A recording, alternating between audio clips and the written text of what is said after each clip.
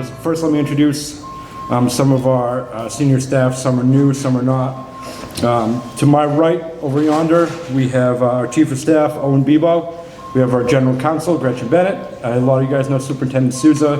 He's been here for a while. We have Jeremy Stahl as our CFO, and the Sheriff's Special Assistant, Hadley Zibble. So thanks, guys, for being here, and I will now turn it over to the man of the hour, Sheriff Paul Heroux. So good morning, everyone, and thanks for being here. This 100-day kind of review of what we've been doing over the last almost 3 months, a little over 3 months. Give credit where it's due, is Jonathan Darling's idea to pull this together, and he pulled together the PowerPoint with Hadley. Okay, so a handful of things that we've been doing over the last 100 days. One of them is that just on April 4th, Lindsay Hayes, he was the suicide expert who has over 4 decades, 40 years of experience looking at suicides in different jails and prisons throughout the country. He gave us the report. It was a 65-page report. We're releasing that today, unredacted. The only thing we took off it was his personal cell phone number. Otherwise, it is exactly as it was. There were 23 plus 1 suggestions in that report. It was 23 specific things we had to do differently, plus there was one other thing, and that was the 24th recommendation was for me to pull together a committee or a task force to implement those first 23 recommendations. Some of the things in the report it's going to take a long time to change some of these things. Some of these things we're getting working on right away. To change policy and procedure, there was a number of recommendations. Those things are going to take a little bit of time. One of the things that the report found was that 7 out of 7 suicides here at Dartmouth were all done using a bunk bed. So 7 out of 7. So the maintenance crew, Chris Horta, who's back over there, and Daryl, the welders. Daryl here right now, Chris? Where is Daryl? Oh, there's Daryl. Daryl's right there. So we got to looking at the bunk beds and just getting rid of some of the choke points on those. And we have the kind of like an old version and then a new version. And even the old version doesn't have all of the choke points on it. But at the end of this, we'll take you outside and show you what that's going to look like, though. But but this suicide report does have, like I said, 23 specific recommendations. The 24th is recommendation for me to implement the first 23. But yeah, that will, you can go ahead and pull that apart and, ask questions about that. I think in the brochure that Jonathan put together, this QR code, if you scan that with your phone, that'll actually pull up the suicide report. So next thing, closing Ash Street. So Ash Street's been an interesting one. I didn't campaign on closing Ash Street because I didn't know everything that was involved in closing Ash Street. And, so actually in kind of a backwards sort of way, I got my first idea from Tom Hodgson, because Tom Hodgson said, I've heard that you want to close Ash Street and take the inmates and put them in the ICE detention center. And I said, no, I never said that, I never heard that, but why can't we do that? And he said, well, it has to be, the inmates at Ash Street have to be in single cells. So then I got thinking, well, let's build single cells at Ash Street. And that would cost about $10 million, though, if we were to do that. I'm sorry, if we build the single cells in the ICE detention center. So that would cost about $10 million. Then I was talking about this with some folks, and we then looked at the GC, which is a big gymnasium, and that would probably cost around, my guesstimate, $6 to $8 million to put single cells in there. But then about 3 weeks ago, and I haven't really talked about this publicly before, so I think this might be new to everybody. Some people in the facility know about this, but I actually asked Colonel Oliver, Matt Robitaille, and Derek Reese to look at, I gave them a scenario. I said, assume that every cell in the jail can be locked. Because right now, about half of our cells don't have locks on the doors. The cells just open up and it's kind of dormitory style. So I said, assume that, every cell can we can lock it. So to do that, we have to put a toilet in the cells, because we can't lock people in cells unless there's a toilet in the cell. So they can, then I said that, assume that one scenario. Now, just assume that we have locks on doors in GA, GB, and EB. Those are 3 different housing units. And so they came back and they said, yeah, so if we were able to put the toilets and cells and locks on doors, we could actually bring everybody over from Ash Street. And we have enough money to do that in-house because it's about $1.6 million in the canteen money, which is profit off of the canteen. So we're going to use that $1.6 million to put toilets and cells in 3 of our housing units. That makes it so we can actually bring Ash Street back over here. We still have to address the the regional lockup, but that's relatively small and inexpensive and easy to do compared to the other projects. So the first idea was to make the Ash Street, redo it at the Ice Detention Center, $10 million, very expensive. Second idea was to do it in GC, a gymnasium, $6 to $8 million. Both of those we'd have to go outside, get help, money from the legislature. So the third idea, we have the money, we can do it in-house. So I think what the timeline that maintenance and Chris Horta has looked at, probably around 2 years. We're hoping to be able to close Ash Street in about 2 years, and if we are able to do that, then we won't be paying for maintenance on 200,000 square feet, and we won't be paying utilities on 200,000 square feet. We can bring those inmates back here, close that down, and then what happens with Ash Street, that's up to the state. The state would then take ownership of that again, and they would then sell it to New Bedford, sell it to a private developer. That's up to them. That's not my concern at that point. So another thing, this was interesting. So we have across the street, one of the things I learned is that we're renting space across the street at the Annex building, and we're spending about $150,000 a year on space across the street. Why? I mean, it's over the course of 10 years, that's $1.5 million, and we've got nothing to show for it. So we have the ICE building, which is basically vacant, and so for less than $100,000, what we're going to do is renovate the ICE detention center and make that the training academy, stop spending $150,000 a year across the street, and then that project will pay for itself really quickly. In addition to the doing the ICE training center, the training academy at the ICE center, we'll also be able to increase the number of we're going to increase the number of hours that we're offering for de-escalation, implicit bias, duty to intervene, dealing with mental illness, defensive tactics, report writing. These are all things that will make for better correctional officers, and these are things that are going to actually go from 8 weeks of the training academy to a 9th week. So better trained CO is just a better CO all around. Additionally, I think I don't know if this has been reported on yet or not, but the last class we graduated from the academy was 5 people. We were able to do the graduation in this room with 5 people with all their families. We just signed up a class, has I think 30 or 31 people. And, so that's like a 6-fold increase, and we haven't had 30 people in a class in years. I don't know how many, it's been many, many years. It's been single-digit classes. So that's going to be a big boom for the COs inside who are being forced to do overtime like 2-3 times a week. It's going to be better for inmates because then we're going to have more COs. We can then open up more areas for programming. So that'll also help with that, and it's just going to certainly improve the morale. But when we also close Ash Street, we're going to bring back dozens of COs here. So that'll help better staffing around here. So yeah, the Ash Street, it's going to close. We'll open up a training facility here. We got the suicide report. What else?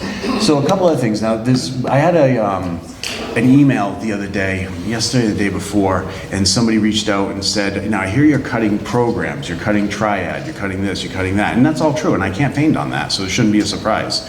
I've identified about $1.5 million in salaries that have nothing to do with running a jail, nothing at all. And so I'm bringing those resources back into the jail. So this is a list of some of the programs. I think this is most of them. I don't know if there's anything I'm forgetting about, but Triad, Are You Okay, Project Lifesaver, Slam Tours. Slam Tours I put a stop to immediately. Slam is sort of a non-aversive scared straight, and I think everybody knows that they've heard the stories about scared straight, how that doesn't work, it makes kids worse off. Non-aversive scared straight also makes kids worse off. It actually increases juvenile delinquency. So when I found out we were doing that, I put a stop to that immediately because that's something, even though it's well-intended, I think it was about 13 or 15 independent studies of really good scientific rigor all showed that kids were worse off from doing that. So we stopped that. The Homeland Security Division, the Law Enforcement Task Force, the Comfort Dog Program.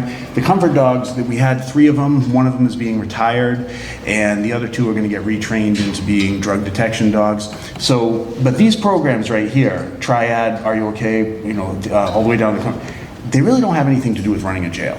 And the jail, the jail, we need the resources back inside. So all of the people that were doing these things are being offered a job somewhere else working in the jail, or if they don't want to take another position, then basically they just look for a job somewhere else. But we're trying to keep everybody on board in one way or another.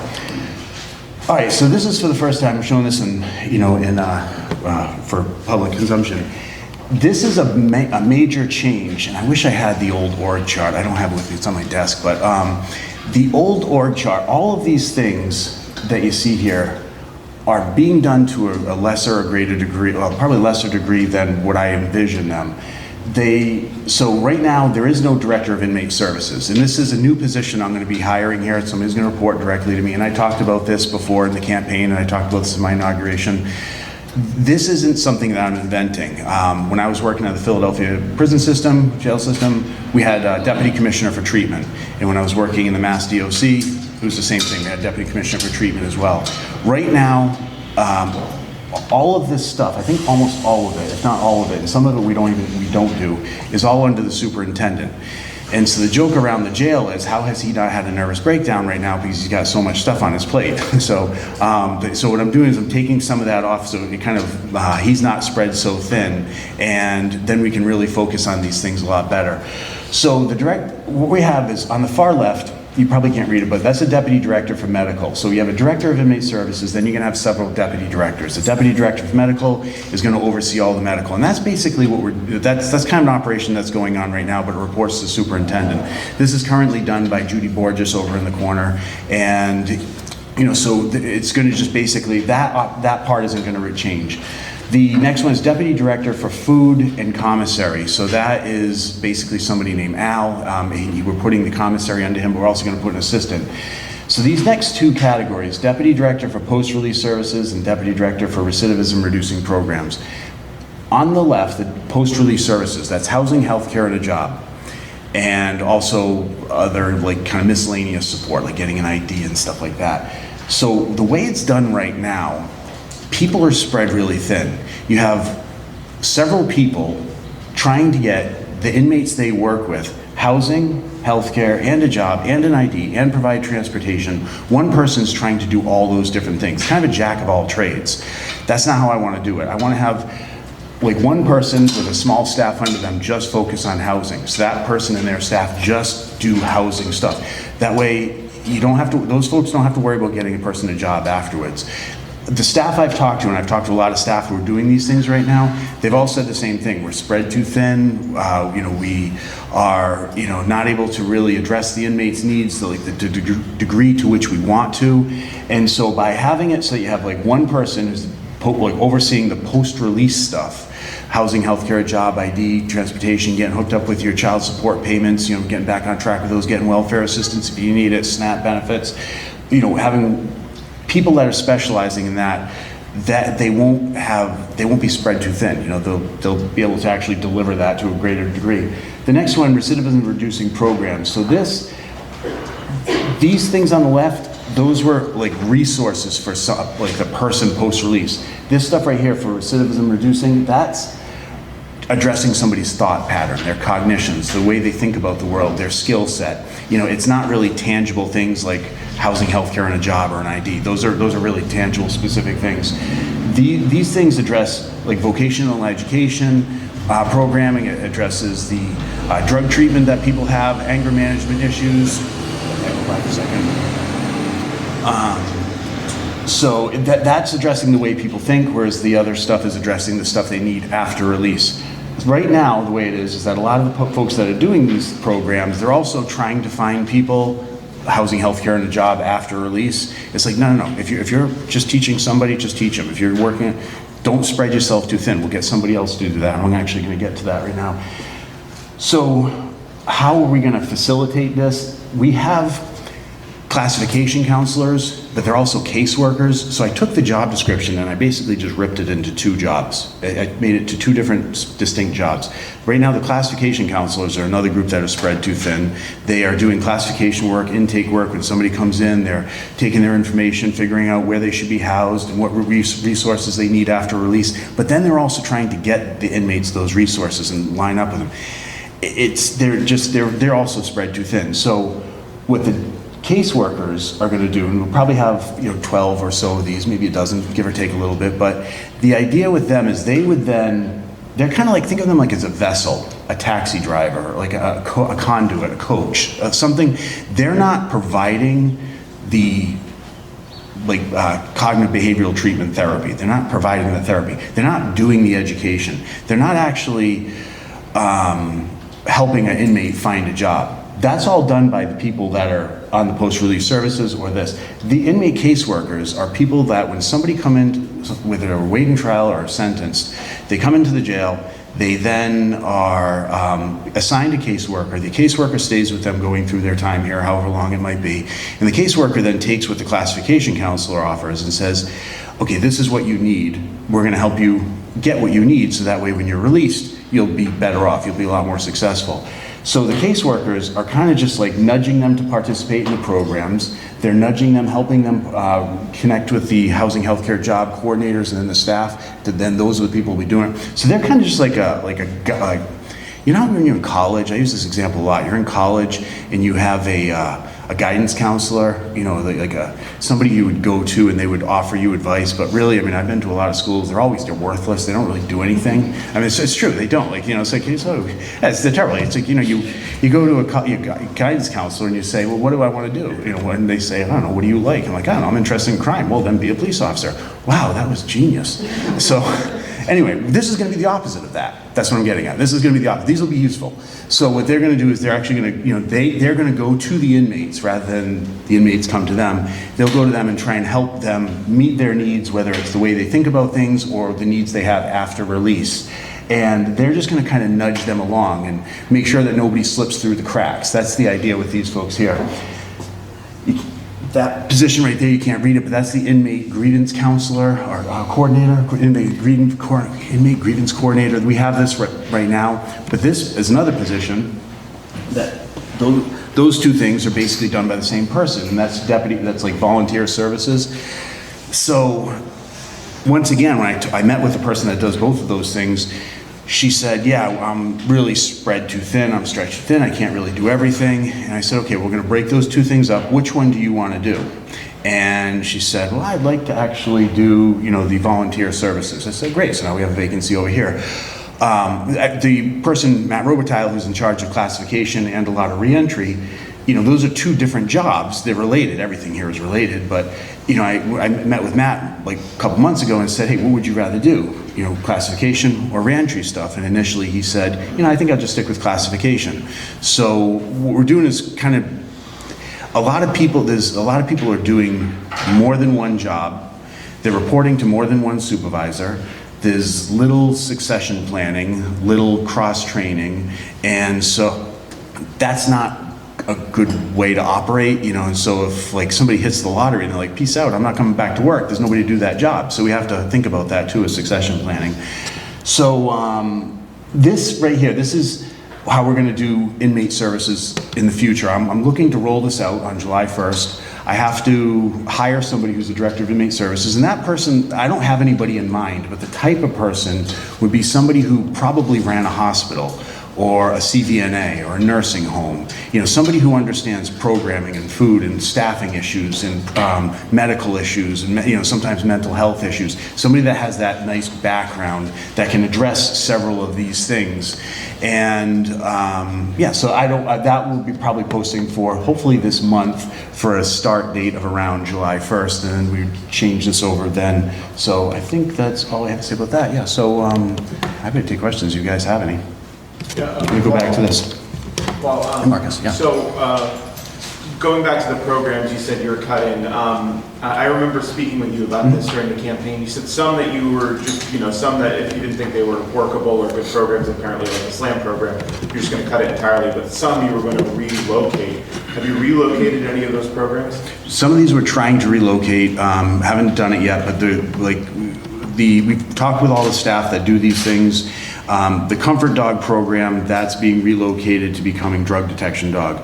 The Are You Okay, we're trying to find a council on aging, or maybe the New Bedford Police, they just started a similar program, let them take that over.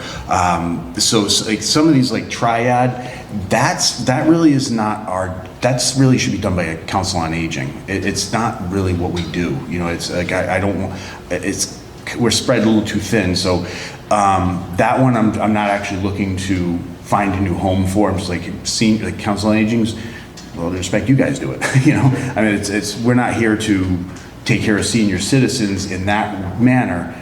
We're here to take care of inmates, get them back on their feet. And so, yes, the Homeland Security Division, that I was probably going to cut that in January when I first got here. It's well beyond the scope of running a jail, and it's the couple of guys that run that program, fine people, but it's just beyond the scope. So that I said, I was going to cut it in January. They said, well, we have a full schedule until end of June. Can we just, I said, oh, that makes sense. Yeah, that way you're not canceling on anybody, So, the law enforcement task force, those folks there, we had 2 people assigned to 2 police departments, 1 person assigned to a state police and 1 person to the FBI. And I met with all of them and all 4 of them, and I said, okay, well, actually one of them I did, he's out right now, but the other 3 I met with them and said, okay, I want to bring you back inside the jail, focus on jail stuff. I offered to them, I said, if you want to do a transfer, I'll transfer you over to them, I won't block. They said, no, I want to stay with the BCSO, and so that's what they're going to do. But those folks ended up working in special investigations, which is inmate crimes, or internal affairs, which looks at staff, complaints. So these things in SLAM, we just cut that all together. So yeah, that's yes. Just cutting the law enforcement task force, does that mean that you're sort of limiting the scope of the law enforcement capacity of the BCSO? I know that was a debate with you and Sheriff Hodgson. Yeah, so the law enforcement, and Mark Dupree runs the law enforcement program. Most of it, as I understand it, I'm still learning a lot of stuff, most of it, the law enforcement officers are really doing traffic details in support of the police departments. And, if they have something, I still call it Great Woods, but whatever it's called now, the Xfinity Center. So they'll have people that are going, law enforcement details that'll go there. They're just deputized to help out doing that type of thing. But the task force was completely different. We were basically subsidizing 2 police departments, the FBI and the state police, and they were doing stuff that really didn't have much to do with the jail. There was a little bit of information sharing going on, but that happens with the other 18 police departments anyway, without these law enforcement task force members. So these 4 people, I basically saying, come back inside, work here at the jail. We're not going to subsidize like the police departments, the state police, or the FBI anymore. That we need to keep the resources in-house. Just like with the Comfort Dog program, they were basically going around to public schools. I mean, everybody here probably knows my story with my dog going around the country, so it's like, I love dogs, but it's kind of not really our job to provide a comfort dog to schools.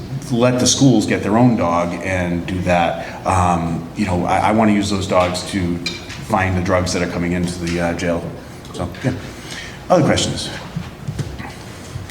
So, yes. How many new positions do you need to create to realize this staffing vision? This right here, probably around 20. Yeah, the bulk of it's going to be the caseworkers, and then also the post-release. There's one person her name is Emma Oliveira. She kind of is that position right now, and she has 2 staff under her that are staff, then 2 people that are in contracts, so that's 4. Those people will be doing those things, but then we're going to need more, because finding housing for 700 inmates, when you're releasing 15 inmates a day, kind of on average, you're going to need more than 1 or 2 people to do. You probably need 4 people to do that. 1 or 2 is probably just not enough. And do you have the resources as is today to actually execute this vision, or is there still a process that you have to go through to find the funding for this? Basically, we just send the bill to the state, ask for forgiveness. So that's the truth of it, you know? I mean, Jeremy, I'm a CFO over there, is like, it's more complicated than that, Paul. So his heart's pounding. So, you know, the state is actually, you know, for all the grumbling that goes on, they help us meet our needs. I was talking with somebody from A&F this morning about some roof leaks that we have, and you know, it's going to be millions of dollars more than we initially thought it was, and so they're very cooperative. So when we have a need, the state, you know, basically, you know, but they also they keep us on a short leash as well when it comes to the funding. You know, it's not just like you can do anything you want, but when it comes to staffing, they don't want to see layoffs. So I couldn't just go out and buy a whole new fleet of vehicles and, you know, that they'd be okay with that. That's a little bit different. But when it comes to staffing and it's mission driven and there's a, you know, a purpose for it, that's something that, yeah, they're pretty, you know, cooperative about, so. Are you getting all of this funding, you said some from the state, but are you able to sort of pull funding from the programs and things that you're cutting back on? And are you confident that the state is going to give you everything you're asking for?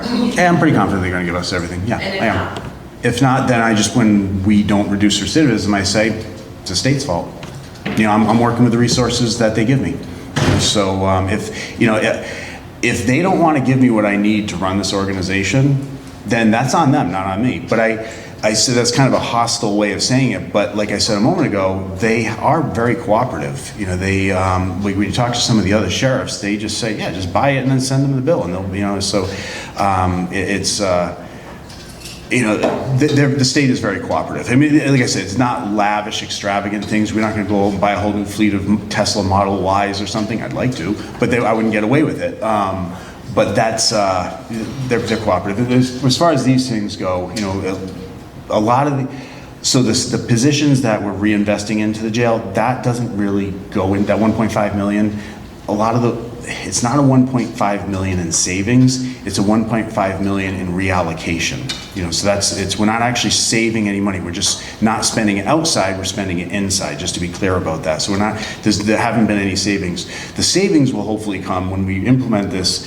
and then we have fewer people coming back into the system, because every time an inmate doesn't come back, we're not spending money on that person. There's fixed costs and variable costs, but you know, it's the variable costs, we're not spending money on that. So, but as far as like caseworkers, when Jeremy submitted the budget, did you already submit that with like the plan to include a dozen or so extra caseworkers? I think you included that, right? You did. Yeah, he's nodding his head. He did.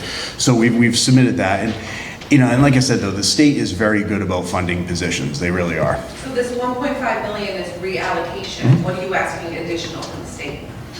How much was it, Jeremy? Go ahead. How much was it? Because those 12 new caseworkers, director of inmate services, 2 deputy directors were the new ads, and then that 1.5 million in savings is reallocated across the rest of this org chart, and then across the organization at large for steps, columns, everything else that we have as kind of fixed increased costs in this organization. So aside from the 1.5, what are you asking from the state? It's an increase of like about $12 million. It's not, we're not going to get the full increase. The governor's budget provided about a 4% increase from the fiscal 23 levels. The House budget that was released yesterday provided less of an increase, which we're concerned about.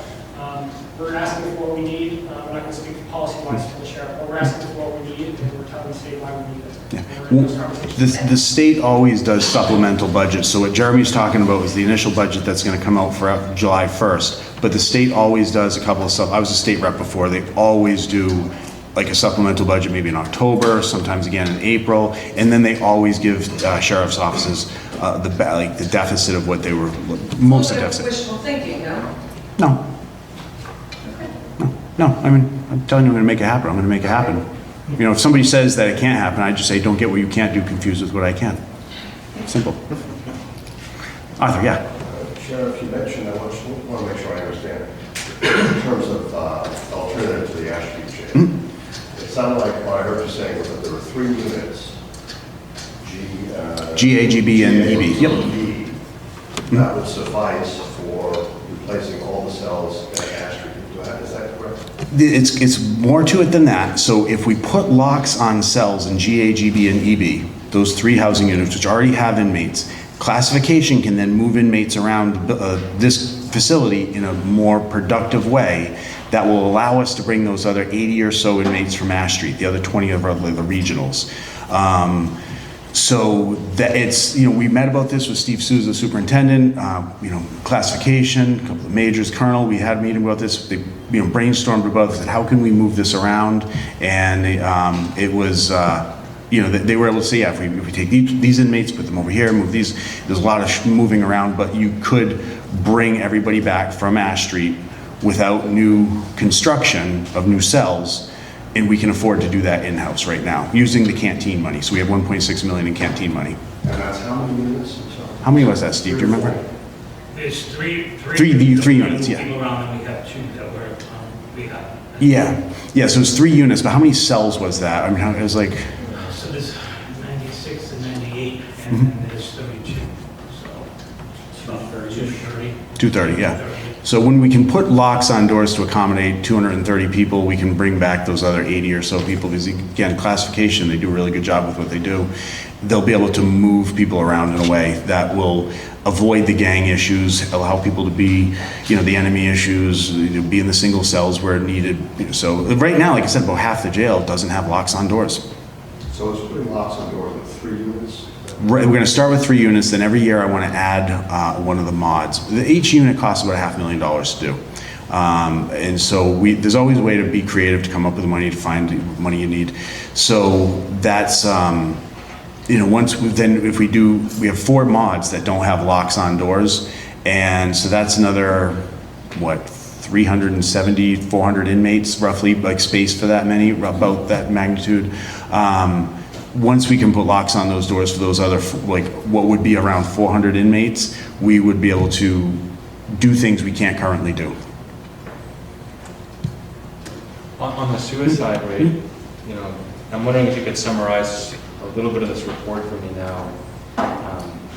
What did you find were the main causes for why this jail had a higher suicide rate per capita than the other county jails in Massachusetts? The report didn't go backwards in time and find reasons why people had commit suicide. It looked at risk factors, and one of the things it looked at was, found was that 7 out of 7 suicides were done using bunk beds, and they did a couple different ways. So it didn't say this suicide happened because of this issue. It said here are recommendations to reduce the risk of suicide. Do you have any insights into what the causes may be now that you've been in office for a couple months? For the suicide rate? Yeah. I would say it's probably the 23 things that we're not doing that are being recommended. So I think if we implement these 23 things, our suicide rate will be probably what other county jails are. If not even better. I mean, right now, our suicide rate is 3 times the national average. That was one of the findings in the report. 3 times the national average. And so if we do these things, starting with the beds, we're going to make it a lot more difficult for people to commit suicide. Is the extra 12 million just for the org chart, the reorganization, or is it for? No, it's for a lot of different things. Yeah, you want to comment on that, Jeremy? Is the breakdown of that extra 12 million? Yeah, it's everything from anticipated cost of living adjustments based upon the state parameters for collective bargaining.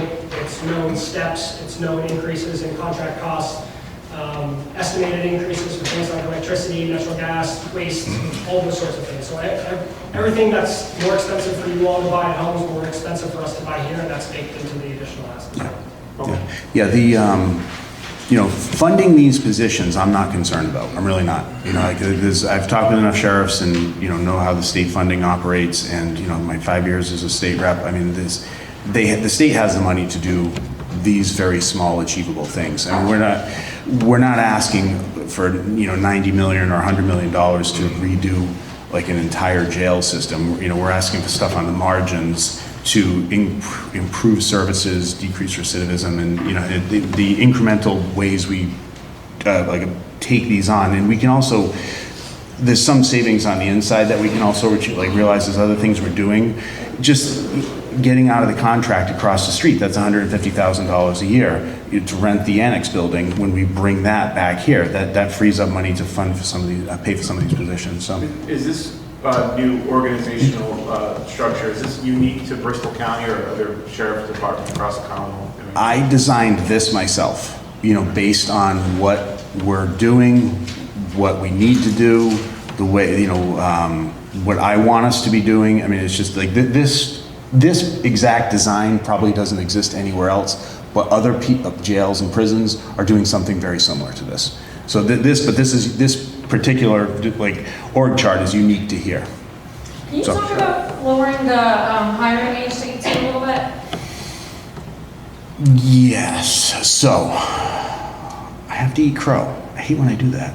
So as it turns out, there's a regulation by the state that says you have to be 19 years old. You can't be 18 years old. So we're asking for a waiver for that because there are some 18, I didn't know this, it was actually Mike Foley, our policy guy, had a recruitment and retention meeting, and recruitment and retention meeting said, they said, well, why don't we lower it to 18? And I said, well, why can't we do that? So everybody in the room nodded their head, and they said, yeah, we can do it. And I said, okay, great, let's just do it. And so we rolled it out. But then after we rolled it out, somebody came and said, hey, Paul, by the way, there's a regulation that says 19 years old. It's a CMR. State regulation. If it was in-house. So we are seeking a waiver for that, and we have really good reason because there are some 18-year-olds who are more mature than 21-year-olds. There are some 17-year-olds that are more mature than a 21-year-old. So, and I think there's new discussion, maybe Steve can speak to this, the superintendent, but there's a COAST, it's like correctional officer standards. It's similar to POST. They're entertaining both lowering it to 18, but also increasing it to 21, which would be a huge mistake. But is that kind of the crux of it? So the legislation that's filed, the bill for COAST, is similar to what they did with all the police officers with POST. So what they're looking to do is standardize all the training and all the policies for corrections across the state, as well as looking further across the country. Some of the bill is part to increase the age to 21, like they did with the police officers, and there's also other legislations being filed to reduce the age back to 18, as the sheriff said. If you can go fight for our country at 18, why can't you be a correctional officer or a police officer? Is this because it's hard to hire for these positions? Would that increase your probability of recruitment? Ultimately, everywhere is difficult to hire for, whether it's police department, fire departments, just local, businesses. So anything that can help that we can hire people is going to be an asset. Are you hoping to go into schools and try and do recruitment that way? Yeah, we currently do that now. We go to some of the high schools, we go to some of the colleges, do recruitment right now. Is there concern of hiring younger people? The standards are the same. Yeah. Everybody we screen, regardless of age, is kept to the same standard. So if somebody's 18 years old, they're going to be kept to the same standard as someone who's 25, somebody who's 55. We just had somebody in the training academy who was, how old was he? He's in the late 50s, I think. Yeah, late 50s. Everybody's held to the same standard. So the lowering of the age doesn't lower the standard. It just, that 18-year-old still has to meet the same standard. And is that just for the correctional officer position? Mm-hmm. Yes. Tell us a little bit more about the schedule, some of the language in the report in terms of, pretty striking, Lindsay Hayes not given to overstatement, most in his report, measured, but his language about, the beds being very precarious, some of the cells being very dangerous. What's the schedule for replacing the beds that he found to be problematic and in play, all 7 suicides since 2017, with a different setup?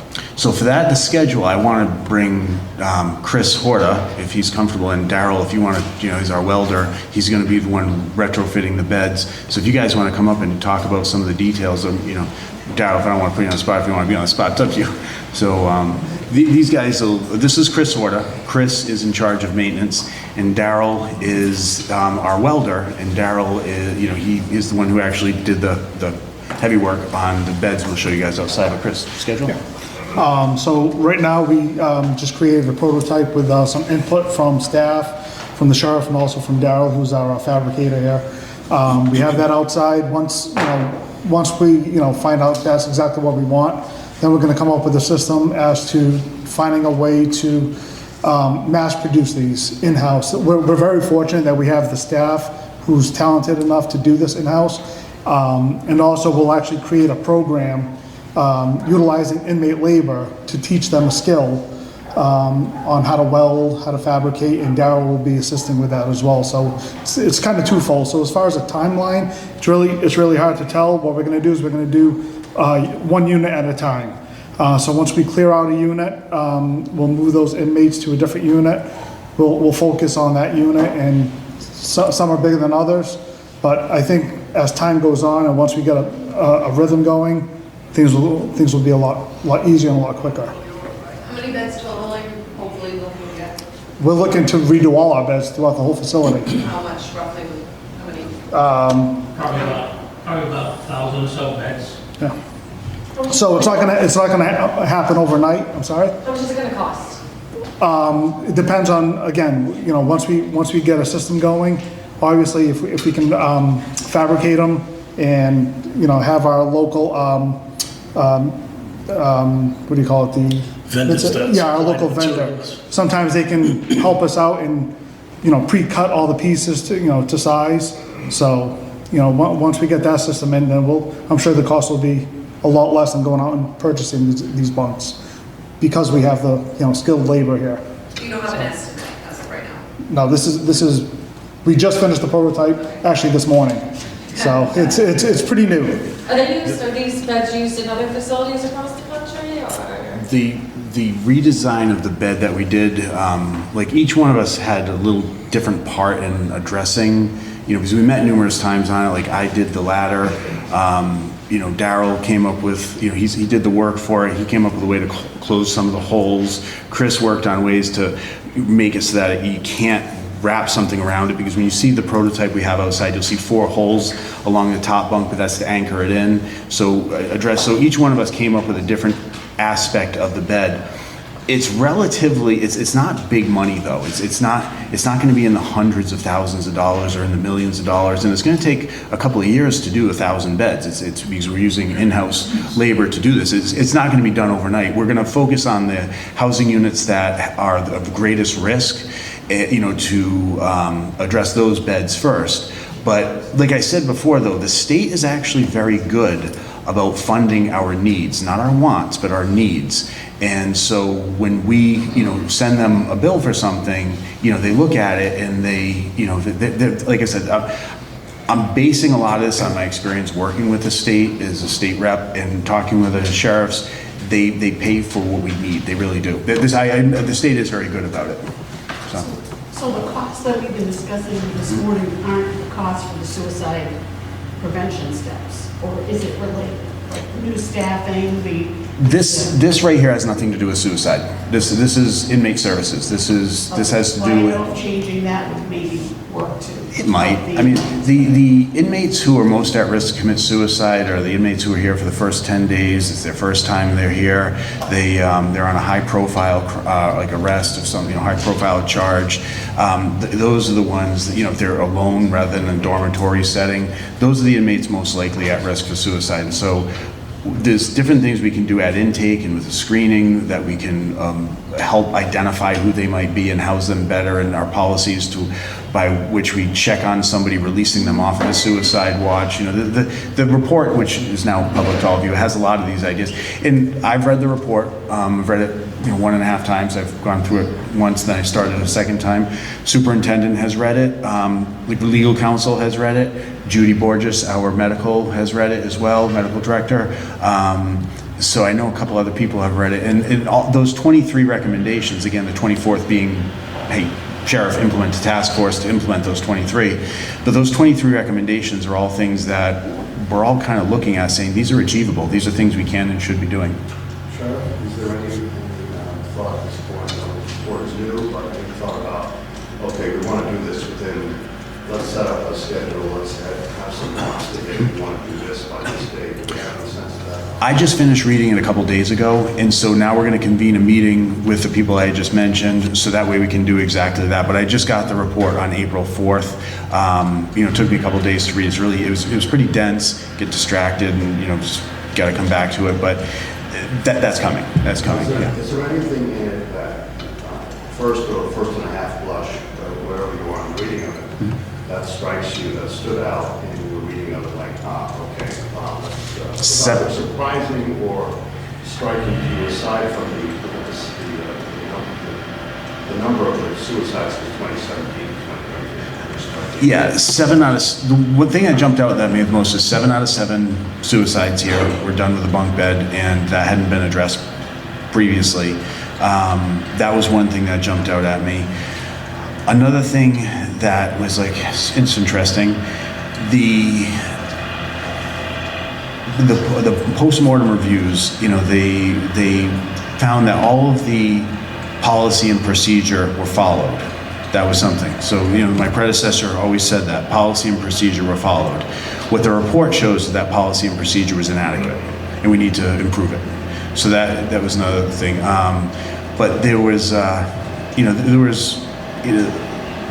were a number of things that, you know, I made notes. I wish I had it in front of me. It's on my desk. But there were a number of things that jumped out at me. I said, this should be an easy fix. This is an easy fix. And as I said, the superintendents read the report, and, you know, the 23 things that are in there are all achievable. If we do these 23 things, we should be on par with other jails. One of the things that was very frustrating to me was the previous approach to it was look at suicide, what's going on in Bristol County, and try and say suicide's higher in Bristol County than it is in the rest of the state, therefore it's going to be higher here. That may or may not be true, but I've talked about this a couple of times. That is, you're falling victim to fundamental attribution error. It's a concept in psychology which says, when I do something wrong, it's because of my environment. When you do something wrong, it's because of you. And that's a lot of people, it's a very common, you know, so the first thing we should have been doing is saying, what are we doing wrong? What's our blind spot? And, you know, when you just look at the policy and procedure, you say, okay, everything's right. Maybe you look at the policy and procedure to see if the blind spot is within, you know, the deficiencies within that. And that's what the report is actually identifying. And so we have to change a lot of those things. So, yeah, others, so. Yeah, all the things that we're talking about are achievable, realistic. Other people are doing these things. They really are. I mean, this is a unique org chart to this organization, but everything I'm talking about, I'm not inventing anything new. Even which we'll go outside and we'll show you guys the beds, but the bed frames, that is. There are other designs. We didn't have a 3D printer, but there are other designs that you could make a hard plastic bed, but then those designs you would have to, they didn't have any choke points on them, but you would attach those to the walls. As it turns out, our walls are kind of hollow. I mean, I don't know who designed this place. They designed hollow jail walls, and they designed cells without locks on them. It's like, just, you shouldn't get another contract to build a jail, that's for sure. But you know, so the things that we're talking about here, everything is achievable. It's realistic, and you know, it's not. It's going to make us a modern jail system. But this, you know, there's a lot of other things that we've been working on too. These are just kind of the big highlights. So. The report wasn't mentioned directly, but I wonder if you came away from it feeling that some of the suicides, perhaps more recently, were prevented. If these things were done, I think that some suicides could have been prevented. Yeah, I think so. I don't know which ones. But I think that that's the whole point of doing this report. And that is partly why I'm here now, is because people were looking for change. They said, okay, we want a fresh set of eyes to come into the jail and, you know, look at things in a different way.